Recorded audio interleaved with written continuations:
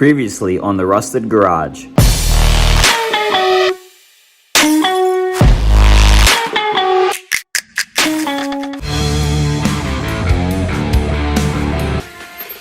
Feel it run.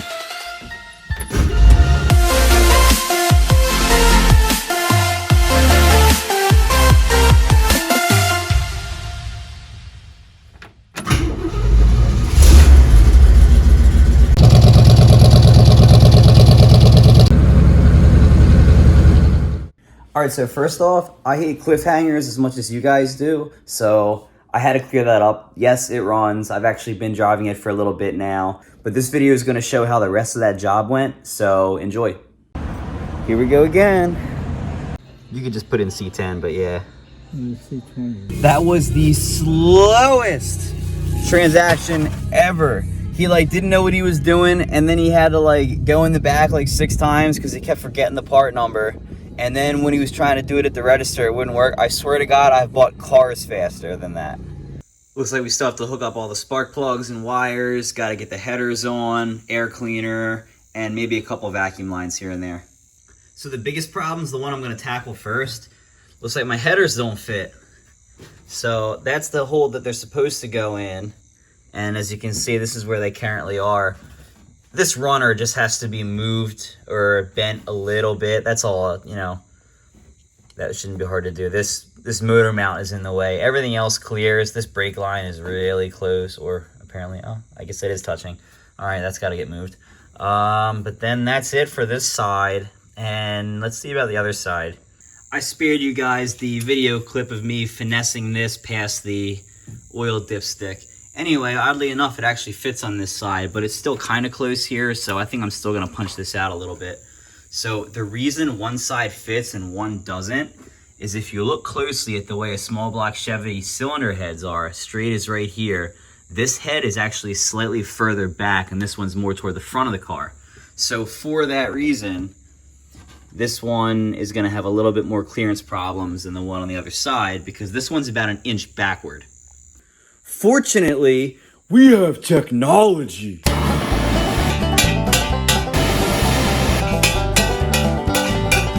This is actually pretty much perfection. It's not the prettiest, but I took a nice little dent out of that, and now I got a pretty nice clearance there between the mount and this, and that's obviously going to be a little bit closer. So for anybody whining, oh, you're losing horsepower, just get the correct headers. 2 things. 1, this is pretty much a stock 350. And 2, there's actually another YouTube video I'm going to link to you guys, and it actually shows a car that has dented headers, and they basically did a dyno tune on it with and without the dents to see if it made a difference, and I think the results were negligible. I'll link that. So I almost got the headers on here, got some beers. Ryan came through. He brought me donuts too, but I'm not going to have those.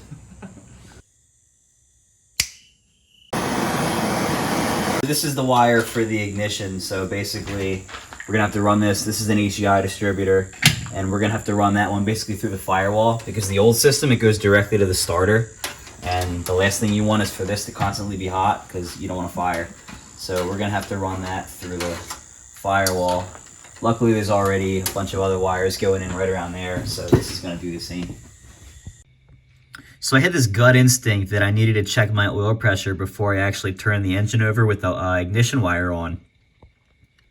So I did that, and I'm glad I did, because I started cranking it a few times, and my oil pressure sender is right here. It wasn't giving me any oil pressure on the gauge. So, it's a brand new gauge. I figured, oh, maybe the gauge is just defective. So what I did was I cracked this loose, and then I started turning the engine to see if there was any oil coming out of that, because it should be shooting out. And sure enough, it wasn't. So I know that the distributor gear, or I know that the bottom of the distributor shaft is turning the oil pump, because when you put the distributor in, you have to line up the gear or else it doesn't seat all the way. So I know that the gear is turning, and I primed this engine on the stand, and it was to the point where there was oil coming out of, once again, right there. So there must have been some kind of air bubble, maybe something between the oil filter. That's all I can really think of. So at this point, I have to get an oil prime tool, and I can't go any further until I have that. An old friend lent me this. It's an old rod from a distributor, and while that worked pretty good, it doesn't really have the bearings needed to really do it correctly, in my opinion. So we're going to get the right tool in here, and we're basically just going to go wide open throttle on that drill for like 30 seconds to a minute. If it still doesn't go, then we got no choice but to lift the engine up a little bit and drop the oil pan and change the oil pump out for another one, but really don't want to do that. Got my oil prime tool, but first a funny story about that. So last night when I left the shop, I kind of left a note for myself that I was going to have to make some phone calls today to find the oil pump prime tool. First thing I do is call Pep Boys local to me, because they have a lot of, like, you know, specialty tools. They work with engine builders and stuff like that. So they have a pretty good parts supply, believe it or not, even though it's Pep Boys. So I called them up and I said, hey, you guys have an engine oil prime tool for a small block Chevy? So the guy goes, oh man, some guy just came in here like 30 minutes ago and he bought the last one.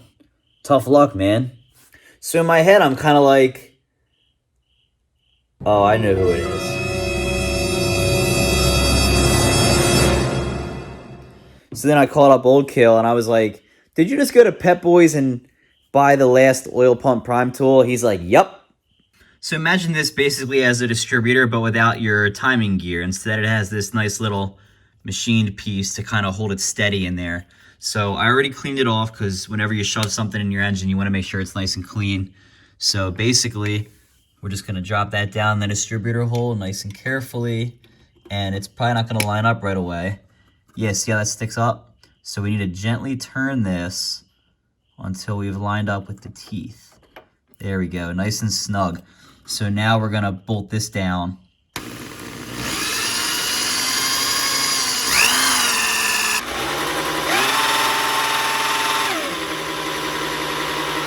All right, well, luckily we can proceed to the next step because we've got oil pressure. I even started pulling the valve cover off to make sure oil was getting into all the lifters, and we're all good. All right, guys, I'm getting a little nervous here. We got all the wires hooked up. We got everything I got zip ties on here, you know, go ahead, hate away.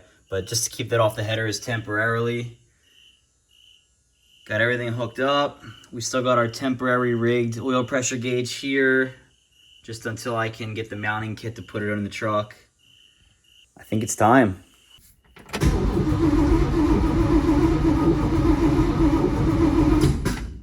There's a chance the timing's 180 degrees out, so I'm gonna have to lift out the distributor and then flip it around and then put it back in.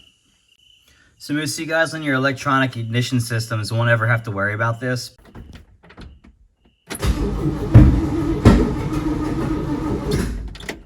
Alright, so that immediately tells me the timing's way wrong. Alright, this thing still doesn't want to start. I'm pretty sure the timing's a 180 out again. I just kind of played around with it a little bit, and I made sure that the valves were closed on cylinder number 1 here, and I noticed it was like completely like sideways. So now I set it to what it's supposed to be, but maybe it's still somehow 180 out again. So tomorrow we're gonna play around with that, and then later on I gotta give Oldkill back his oil pump prime tool. Alright guys, so got our moment of truth tonight. Got Oldkill coming over. He's gonna give me a hand with this, make sure I don't screw anything else up. And if all goes well, I should have a running 4-bolt Chevy 350 tonight in my 64 truck, known as Betsy. So let's hope it goes well. Fair. Yeah, right? All right, ready? Yeah, I'm ready. Go ahead.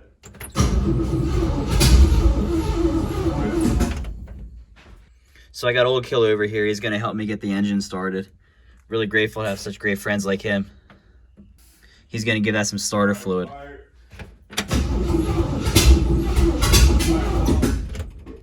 ahead and do it again. Okay.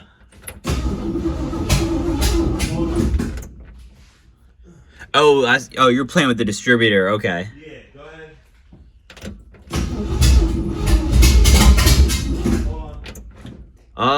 It was about the same, but it sounded like it wanted to start. All right, try now. I think it's just snug.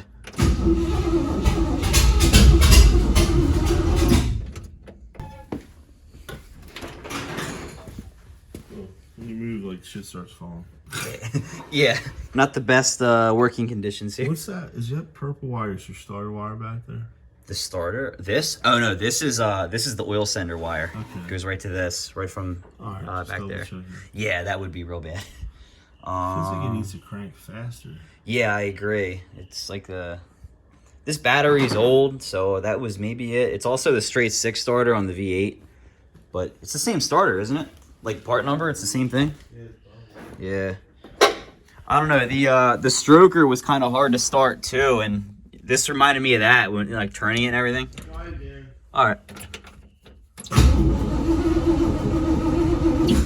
Try that.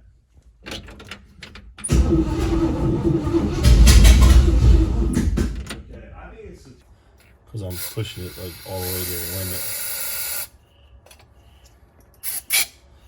Go ahead and fire. Cool.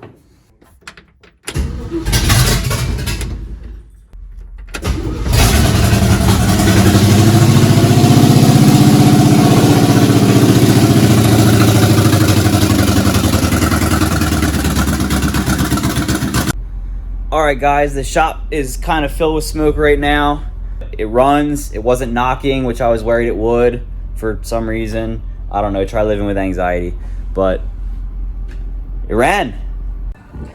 Alright guys, my battery is about to die. Filming this probably isn't a good idea, but she runs and we're about to get some food, and that's very important. You too. So normally I'd never eat at a gas station parking lot, but 1, there's nobody here. 2, this chicken looks delicious.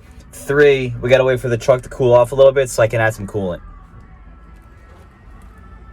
I'm beyond excited right now driving this thing. Just because of everything that happened, I didn't think I was gonna get to drive it again for like a long time, and well, here it is. Alright guys, it's starting to rain here, and that means it's starting to get dangerously dark because I'm basically in the middle of nowhere. At least that's kind of where my shop is. That squeak you guys are hearing is the windshield wiper motor. Sounds very hilarious, I know. But anyway, I'm just happy to be driving this truck. Seriously, like, I did not think that I would be driving this truck right now. So if you guys like the outcome of this video, please like, please subscribe. I'm having a ton of fun doing this stuff, and I want to keep making these videos for you guys. So I'll see you next time.